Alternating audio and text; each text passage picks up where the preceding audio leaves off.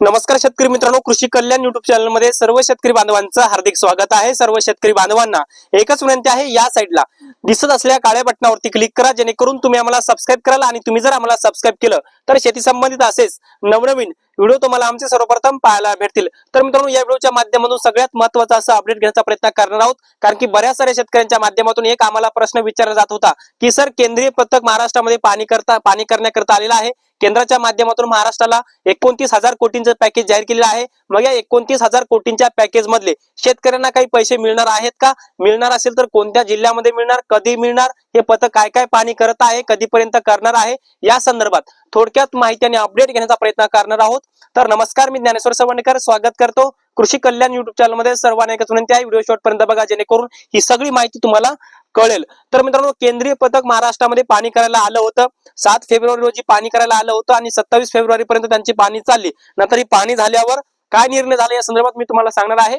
मित्रांनो, मागच्या हिवाळी अधिवेशनामध्ये राज्य सरकारच्या माध्यमातून माहिती दिली होती की बाबा, महाराष्ट्र राज्य सरकारचे सगळे नुकसानीचे जे काही जे प्रस्ताव होते ते केंद्र सरकारला पाठवले होते। जवळपास 27 नोव्हेंबरला पहिला प्रस्ताव पाठवला, 1 डिसेंबर 2025 ला दुसरा प्रस्ताव पाठवला आणि तिसरा प्रस्ताव 5 डिसेंबर 2025 ला पाठवला। आणि हे तिन्ही प्रस्तावानुसार एकूण 29,000 कोटी रुपयांचं पॅकेज महाराष्ट्राला मंजूर केले, अशी स्वतः माहिती केंद्रीय कृषी मंत्री शिवराज सिंह चौहान यांच्या माध्यमातून देण्यात आलेली होती।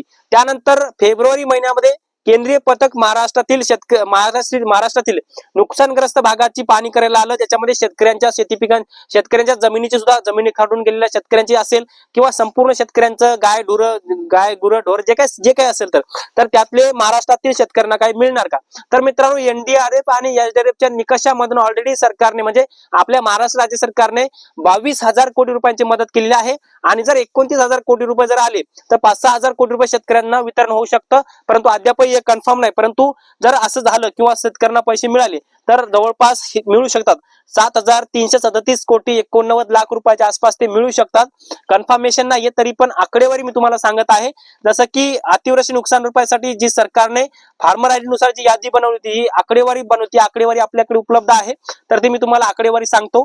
बीड जिल्ह्यातील 9,21,446 शेतकरी, अहिल्यानगर 8,27,282 शेतकरी, सोलापूर जवळपास 7,37,702, नांदेड 8,57,580 शेतकरी, बुलढाणा 6,80,393, धाराशिव 6,40,552, लातूर 7,96,947, परभणी 6,78,000, जवळपास परभणी 6,78,827 शेतकरी, अमरावती 4,43,537 शेतकरी, नाशिक 4,16,552, जळगाव 3,42,691, हिंगोली 4,10,344, यवतमाळ 2,27,470, अकोला 3,47,884, वाशिम 2,58,561, त्यानंतर वर्धा 1,62,625, त्यानंतर सांगली 1,04,158, नागपूर 1,11,879, चंद्रपूर 1,08,316, पुणे 89,495, नंदुरबार 14,005, भंडारा 27,236 शेतकरी संख्या, गडचिरोली 21,816, त्यानंतर पालघर 49,517, धुळे 1,64,429, सातारा 14,643, ठाणे 35,676 शेतकरी, रायगड 16,028, गोंदिया 6,754, कोल्हापूर 5,860 शेतकरी, छत्रपती संभाजीनगर पहिला प्रस्ताव 2,386 आणि दुसरा प्रस्ताव 5 लाख, जालना 4,50,000 पहिला प्रस्ताव, दुसरा प्रस्ताव 17,995 शेतकरी, रत्नागिरी 1,811 आणि सिंधुदुर्ग 517, आणि अशा राज्यातल्या एकूण 93,94,838 शेतकऱ्यांना राज्य सरकारने एनडीआरएफच्या निकषामधून हेक्टरी 8,500 प्रमाणे 2 हेक्टरच्या मर्यादेपर्यंत 7,337 कोटी 89 लाख रुपयाचा निधी एक सगळ्या प्रस्तावानुसार किंवा जेवढे प्रस्ताव सरकारकडे गेले होते तर ते एका एकाने सगळे प्रस्ताव मंजूर केले होते आणि संपूर्ण निधी दिला होता।